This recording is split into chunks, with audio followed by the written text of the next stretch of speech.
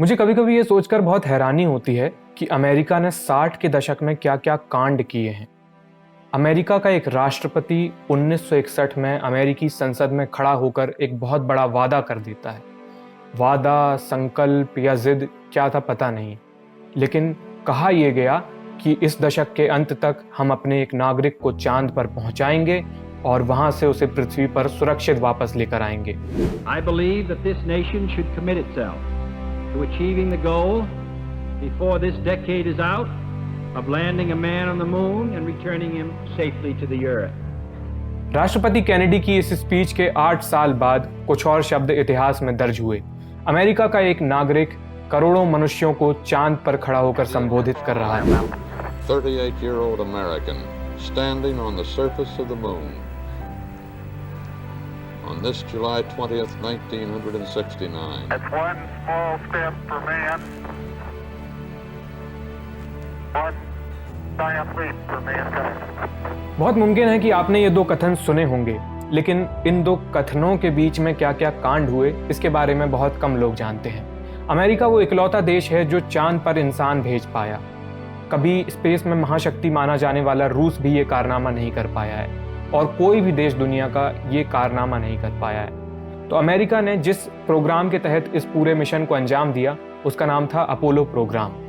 अमेरिकी संसद में राष्ट्रपति की स्पीच और चांद पर नील आर्मस्ट्रॉन्ग के कथन के बीच पर्दे के पीछे क्या क्या हुआ, इस सवाल का जवाब है अपोलो प्रोग्राम। इस वीडियो में हम चांद पर अमेरिका के कांड और नासा के अपोलो प्रोग्राम के बारे में संक्षेप में पूरी कहानी जानेंगे।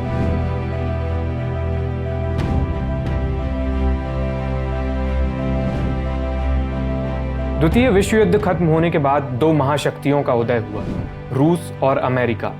जल्द ही इन दोनों देशों के बीच शीत युद्ध शुरू हो गया। दोनों देश खुद को दूसरे से बेहतर साबित करना चाहते थे और दोनों हर चीज में प्रतिस्पर्धा करने लगे। चूंकि रॉकेट टेक्नोलॉजी और मिसाइल टेक्नोलॉजी की बुनियाद लगभग एक जैसी होती है, इसलिए शक्ति प्रदर्शन के लिए स्पेस को नया ठिकाना बनाया गया और रूस अमेरिका के शीत युद्ध का एक बड़ा मोर्चा अंतरिक्ष में खुल गया। दोनों देश बेहतर स्पेस टेक्नोलॉजी बनाने की होड़ करने लगे और इनके बीच एक फियर्स स्पेस रेस शुरू हो गई। पहले रूस ने अपने एक नागरिक को स्पेस में भेजकर बाजी मार ली। यूरी गगारिन दुनिया के पहले अंतरिक्ष यात्री बने। कुछ हफ्तों बाद अमेरिका ने भी अपने एक नागरिक को स्पेस में भेजा, लेकिन अमेरिका रेस में हारा हुआ महसूस कर रहा था और इस तिरस्कार को मन में लिए यूएस का ध्यान अगले लक्ष्य पर था। अंतरिक्ष में इस रेस का अगला पड़ाव था पृथ्वी के सबसे नजदीक मौजूद एस्ट्रोनॉमिकल बॉडी। अरबों वर्ष पहले हुई एक खगोलीय टक्कर ने चांद को पृथ्वी के साथ जोड़ दिया और तब से चांद करीब 4 लाख किलोमीटर दूर पृथ्वी की परिक्रमा कर रहा है। अमेरिका ने चांद को अपना लक्ष्य बनाया। तारीख थी 25 मई 1961। यूरी गगारिन की यात्रा को कुछ हफ्ते बीत चुके थे। अमेरिका के तत्कालीन राष्ट्रपति John F Kennedy US Congress को संबोधित कर रहे थे। उन्होंने अमेरिका के राष्ट्रीय लक्ष्य सामने रखे और संकल्प लिया कि इस दशक के अंत तक अमेरिका चांद पर एस्ट्रोनॉट्स को लैंड करवाएगा और उन्हें सुरक्षित पृथ्वी पर वापस लेकर आएगा। कुछ ही साल पहले अमेरिका ने अपनी स्पेस एजेंसी नासा की स्थापना की और नासा ने राष्ट्रीय लक्ष्य को ध्यान में रखते हुए अपोलो प्रोग्राम शुरू कर दिया। राष्ट्रपति कैनेडी के ऐलान के बाद नासा देश की सबसे महत्वपूर्ण संस्था बन चुका था। 60 के दशक के मध्य में नासा का बजट अमेरिका के टोटल बजट में 5% से ज्यादा हिस्सेदारी रखने लगा। ये बहुत सारा पैसा था। आप ऐसे समझिए कि उस दौर में नासा का एनुअल बजट इंडिया के टोटल यूनियन बजट से कई गुना ज्यादा हुआ करता था। स्पेस प्रोग्राम में खूब सारा पैसा उड़ेलने के साथ साथ अमेरिकन पब्लिक में भी खूब सारा उत्साह उड़ेला गया। इसी क्रम में राष्ट्रपति कैनेडी ने एक चर्चित स्पीच दी जिसे मून स्पीच के नाम से जाना जाता है। We choose to go to the moon. We choose to go to the moon in this decade and do the other things, not because they are easy, but because they are hard. Apollo program के तहत NASA को चांद पर पहुंचने के लिए technology तैयार करनी थी। अपोलो से पहले अमेरिका ने 2 और महत्वपूर्ण प्रोग्राम्स को अंजाम दिया था। इनके नाम थे मर्क्यूरी और जेमिनी। इन प्रोग्राम्स की बदौलत अमेरिका पहले ही अपने एस्ट्रोनॉट्स को स्पेस में भेजना सीख चुका था। मर्क्यूरी प्रोग्राम से उन्होंने एक मनुष्य को स्पेस में जिंदा रखने का हुनर हासिल किया और पृथ्वी की परिक्रमा करते हुए अंतरिक्ष में काम करना सीखा। जेमिनी प्रोग्राम इससे ज्यादा एडवांस था। इसमें नासा 2 लोगों को एक साथ स्पेस में भेजने लगा। नासा के एस्ट्रोनॉट्स ने अंतरिक्ष में कई मैन्यूवर्स पैंतरेबाजियों का अभ्यास किया और भविष्य में चांद के लिए काम आने वाले ज़रूरी उपकरणों को टेस्ट किया। कुल मिलाकर इन दोनों स्पेस प्रोग्राम्स मर्क्यूरी और जेमिनी की बदौलत अमेरिका ने स्पेस टेक्नोलॉजी की एक ठोस प्रैक्टिकल समझ हासिल कर ली और स्पेस ट्रैवल को लेकर एक सॉलिड अंडरस्टैंडिंग का बेस बना लिया। लेकिन ये सारे काम पृथ्वी से कुछ सैकड़ों किलोमीटर की ऊंचाई पर हो रहे थे और चांद पृथ्वी से करीब 4 लाख किलोमीटर दूर परिक्रमा करता है। पृथ्वी खुद सूर्य की परिक्रमा करती है। ऐसे में किसी मनुष्य को चांद पर भेजना आसान काम नहीं है, खासकर तब जब आपके पास इतनी दूर पहुंचने का कोई सॉलिड प्लान ना हो। चांद पर पहुंचने के लिए कई प्लान उस समय मैदान में थे। एक तो यही था कि एक सॉलिड स्पेसक्राफ्ट लिया जाए सिंगल, उसी को चांद पर पहुंचाया जाए और फिर उसी को वापस ले आया जाए पृथ्वी पर। एक दूसरा प्लान भी था, वो ये था कि 2 अलग अलग रॉकेट लॉन्च किए जाएं। इन दोनों रॉकेट से 2 अलग अलग स्पेसक्राफ्ट जाएं और इन दोनों को अर्थ ऑर्बिट में यानी पृथ्वी की परिक्रमा करते हुए जोड़ दिया जाए और फिर ये दोनों आगे जाकर चांद पे पूरा मिशन करें। फाइनल प्लान ये बना कि एक रॉकेट के माथे में पूरा स्पेसक्राफ्ट लॉन्च किया जाए, लेकिन ये 1 पीस स्पेसक्राफ्ट ना हो, इसको 3 अलग अलग मॉड्यूल्स में बांट दिया जाए। पहला हिस्सा कमांड मॉड्यूल, जिसमें 3 एस्ट्रोनॉट्स के जिंदा रहने की सारी व्यवस्था थी, और इससे आगे अटैच रहेगा सर्विस मॉड्यूल, जिसे फ्यूल और पावर का इंतजाम करने के लिए बनाया गया था। ये कमांड मॉड्यूल का सपोर्टिव यूनिट था और इन दोनों कमांड सर्विस मॉड्यूल के सहारे चांद की परिक्रमा करके लौटा जा सकता था। चांद पर लैंड करने और सतह से वापस उड़ान भरने के लिए एक तीसरा हिस्सा जोड़ा गया, लूनार मॉड्यूल। इस हिस्से का काम सिर्फ मिशन के आखिरी पड़ाव में आता है और चांद से वापस लौटते समय इसे पीछे छोड़ा जा सकता था। इसका मतलब था वापसी के लिए सफर में वजन का हल्का हो जाना और काफी सारे फ्यूल की बचत होना। इन तीनों मॉड्यूल्स को ध्यान में रखकर जो प्रोसेस तैयार हुई उसका नाम था लूनार ऑर्बिट रांडेवू। प्लान और प्रोसेस तो ठीक है, लेकिन इसका एग्जीक्यूशन इतना आसान नहीं था। इसके लिए काफी सारे टेस्ट किए जाने थे। फरवरी 1966 में अपोलो स्पेसक्राफ्ट और रॉकेट की टेस्टिंग शुरू हुई। एस्ट्रोनॉट्स को अंतरिक्ष में भेजने से पहले कई बड़े परीक्षण करने होते हैं ताकि स्पेस में कोई दिक्कत ना आए, लेकिन स्पेस में जाने से पहले ही अपोलो एक बड़े हादसे का शिकार हो गया। 27 जनवरी 1967 अपोलो के स्पेसक्राफ्ट की ग्राउंड रिहर्सल चल रही थी। ये कोई रॉकेट लॉन्च नहीं था, एक बिल्डिंग के भीतर ये रिहर्सल हो रही थी। स्पेसक्राफ्ट कैप्सूल में एस्ट्रोनॉट्स को बिठाकर कुछ टेस्ट किए जा रहे थे। इस रिहर्सल के दौरान स्पेसक्राफ्ट में आग लग जाती है। स्पेसक्राफ्ट के अंदर प्योर ऑक्सीजन भरी हुई थी। ये साधारण हवा से अधिक ज्वलनशील होती है। इस स्पेसक्राफ्ट की डिजाइन ऐसी थी कि इमरजेंसी में तुरंत इसका दरवाजा खोलना बहुत मुश्किल था। मदद कुछ हाथों की दूरी पर थी, लेकिन सब कुछ इतनी तेजी से हुआ कि देखते ही देखते तीनों एस्ट्रोनॉट्स बुरी तरह झुलस गए। इस हादसे में तीनों की मौत हो गई। इस टेस्ट के बाद नासा ने सबक सीखा। लॉन्च के दौरान प्योर ऑक्सीजन वातावरण इस्तेमाल न करने का फैसला लिया गया और अपोलो स्पेसक्राफ्ट के डिजाइन में बदलाव किए गए ताकि इमरजेंसी में कमांड मॉड्यूल का हैच फौरन खोला जा सके। ये अपोलो के बहुत सारे शुरुआती ग्राउंड टेस्ट में से एक साधारण टेस्ट था। कायदे से अपोलो मिशंस की जो नंबरिंग है वो उसके फ्लाइंग मिशंस से यानी उड़ान भरने वाले मिशंस से चालू होनी थी, लेकिन इन एस्ट्रोनॉट्स का सम्मान करते हुए इस ग्राउंड टेस्ट का नाम अपोलो 1 रख दिया गया। अपोलो 1 के बाद अपोलो 2 और अपोलो 3 ने भी उड़ान नहीं भरी। ये सभी ग्राउंड टेस्ट थे। अपोलो मिशंस की स्पेस फ्लाइट यानी उड़ान चौथे मिशन से चालू हुई। अपोलो 4, अपोलो 5 और अपोलो 6 ये तीनों मिशन बिना क्रू के यानी बिना एस्ट्रोनॉट्स के अंतरिक्ष में गए ताकि नासा अपने एस्ट्रोनॉट्स की सुरक्षा सुनिश्चित कर सके। अपोलो 1 हादसे के बाद नासा के ऊपर अतिरिक्त पब्लिक प्रेशर था। अक्टूबर 1968 में नासा ने अपोलो 7 लॉन्च किया। ये अपोलो प्रोग्राम की पहली क्रूड स्पेस फ्लाइट थी। इसमें 3 एस्ट्रोनॉट्स ने पृथ्वी के 163 चक्कर लगाए। काफी असुविधा के बावजूद ही सही, इन एस्ट्रोनॉट्स ने सभी मिशन ऑब्जेक्टिव्स पूरे किए। इससे ये सुनिश्चित हुआ कि एस्ट्रोनॉट्स में अंतरिक्ष में जिंदा रहने के लिए जरूरी लचीलापन और अनुकूलन क्षमता मौजूद है। नासा में बहुत सावधानी से काम हो रहा था। प्लान के मुताबिक अपोलो 7 के बाद पृथ्वी के ऑर्बिट में ही बिना एस्ट्रोनॉट्स के कुछ और टेस्ट किए जाने थे, लेकिन दशक का अंत और राष्ट्रीय लक्ष्य दहलीज से झांक रहे थे और नासा को अपने प्रतिद्वंदी रूस से दोबारा हारने की चिंता सता रही थी। सोवियत रूस में बहुत रहस्यमयी तरीके से काम होता था। यूएस को यह आभास हुआ कि रूस जल्द ही अपने नागरिकों को चांद पर उतारने वाला है और नासा ने आखिरी मिनटों में अपने अगले मिशन के प्लान में बड़े बदलाव कर दिए। अपोलो 8 को ओरिजिनली बिना किसी एस्ट्रोनॉट्स के पृथ्वी की परिक्रमा कर दोबारा जमीन पर लौटना था, लेकिन इसमें 3 एस्ट्रोनॉट्स को बिठाकर अंतरिक्ष में भेजा गया और उन्हें पृथ्वी के ऑर्बिट से निकालकर चांद की तरफ भेज दिया गया।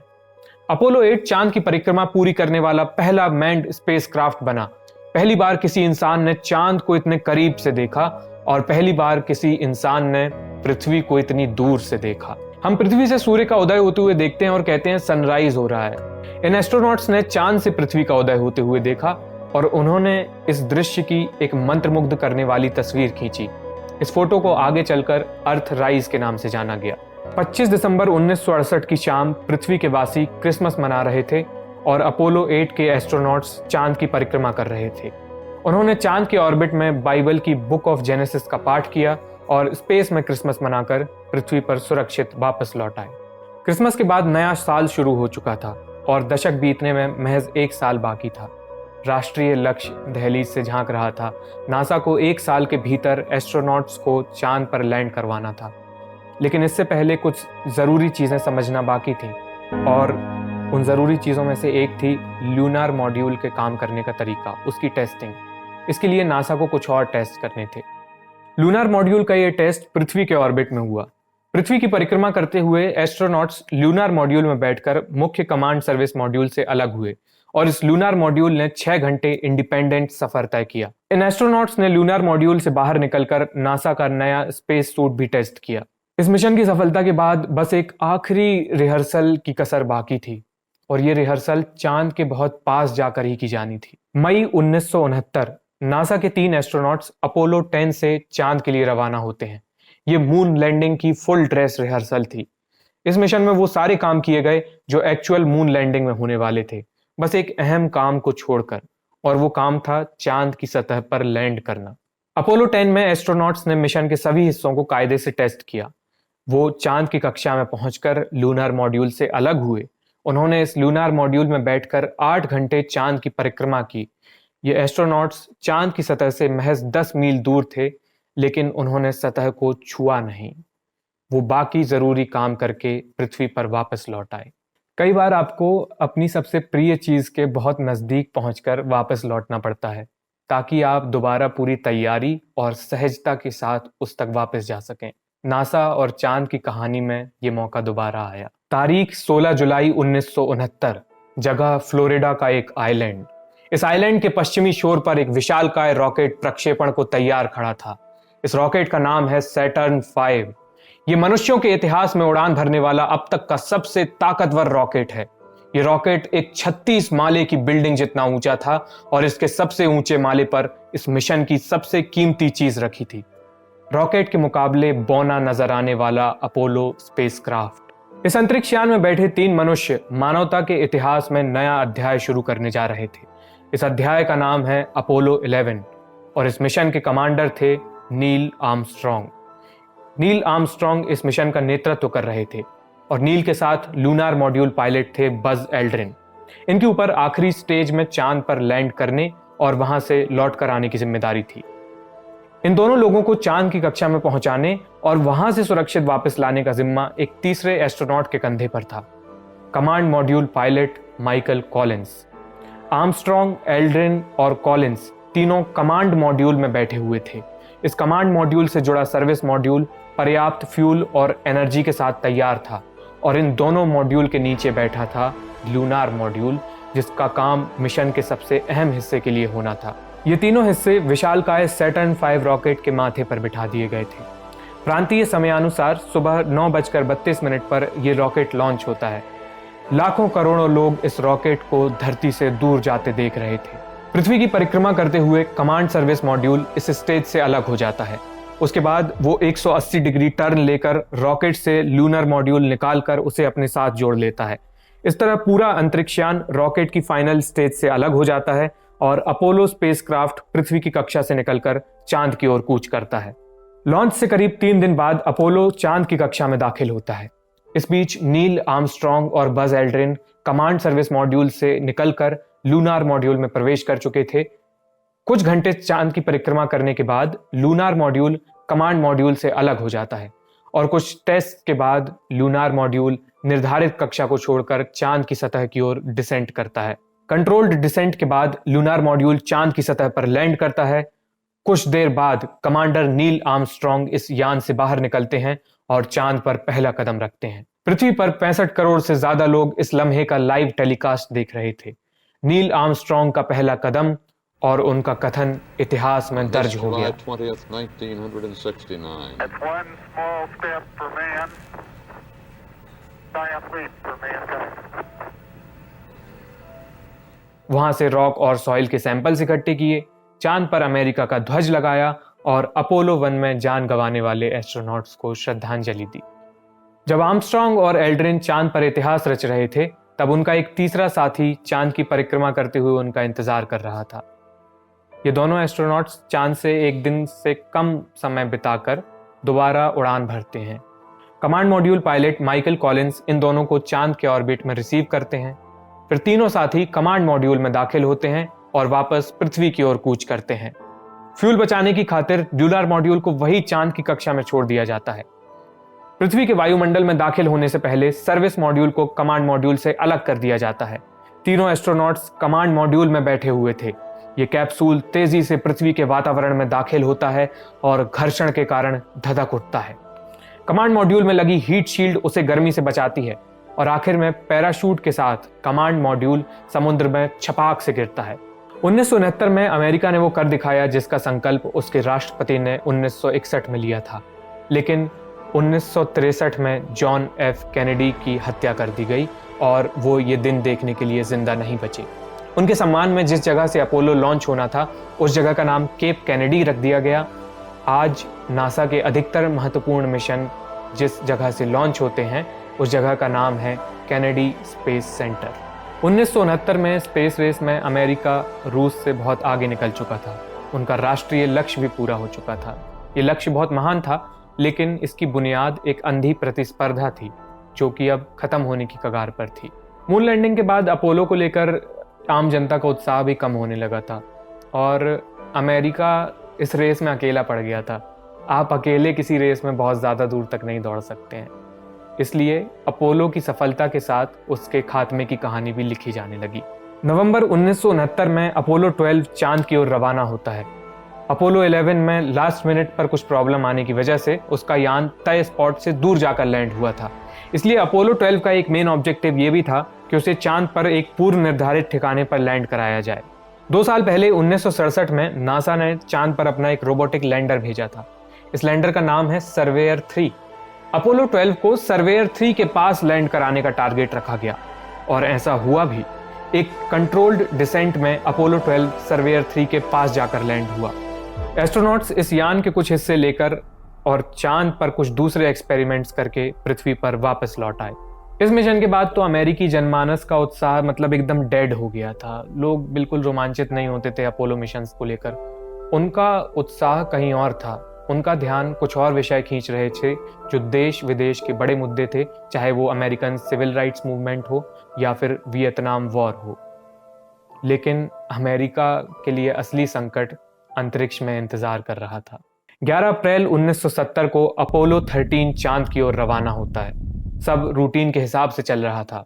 मिशन लॉन्च हुए 2 दिन से ज्यादा का वक्त बीत चुका था। अपोलो 13 में बैठे 3 एस्ट्रोनॉट्स पृथ्वी से करीब 3 लाख किलोमीटर की दूरी पर जा चुके थे। वो चांद के बेहद करीब थे, लेकिन मून ऑर्बिट तक पहुंचने के लिए अब भी कुछ घंटे बाकी थे। इस बीच एस्ट्रोनॉट्स ने टीवी के लिए एक प्रोग्राम रिकॉर्ड किया। इस तरह के प्रोग्राम्स में एस्ट्रोनॉट्स अपना हालचाल और मिशन का स्टेटस बताते हैं। इन मून मिशन से आवाम इतनी बोर हो चुकी थी कि किसी मुख्य टीवी चैनल ने इस प्रोग्राम को एयर भी नहीं किया। लेकिन टीवी प्रोग्राम खत्म होने के मिनटों बाद कुछ ऐसा घटा कि ये मिशन अगले कुछ दिनों तक सुर्खियों में छाया रहा।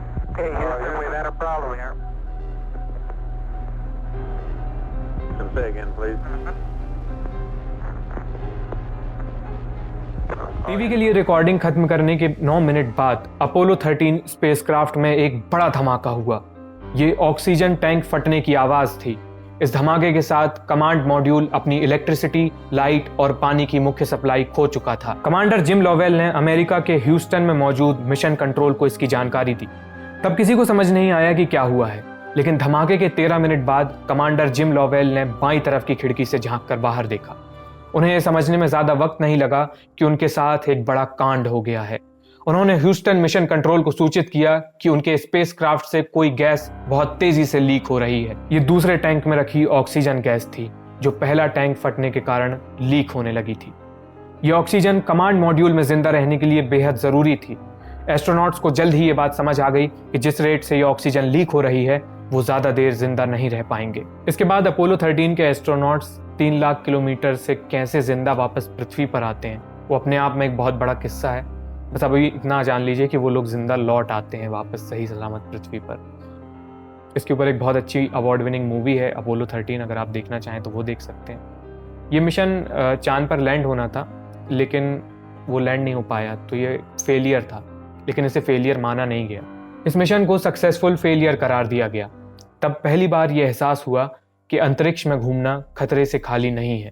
खैर, इस दिलचस्प थ्रिलर एपिसोड को किनारे रख दें तो जनता का इंटरेस्ट अपोलो मिशन से घट ही रहा था और नासा की फंडिंग भी धीरे धीरे काटी जाने लगी। इसके बाद नासा ने आखिरी कुछ मिशंस का फोकस साइंस के ऊपर शिफ्ट कर दिया। अपोलो 14 में अमेरिका के पुराने स्पेस हीरो एलन शेफर्ड ने अंतरिक्ष में वापसी की। शेफर्ड अमेरिका के पहले अंतरिक्ष यात्री थे। 1961 में रूसी नागरिक यूरी गगारिन के कुछ हफ्ते बाद अमेरिका से एलन शेफर्ड अंतरिक्ष में गए थे, लेकिन स्वास्थ्य कारणों की वजह से वो आगे कभी स्पेस ट्रेवल नहीं कर पाए। 1971 में अपोलो 14 की कमान एलन शेफर्ड ने संभाली। उस यात्रा के दौरान शेफर्ड ने चांद पर 9000 फीट पैदल चलने का रिकॉर्ड बनाया।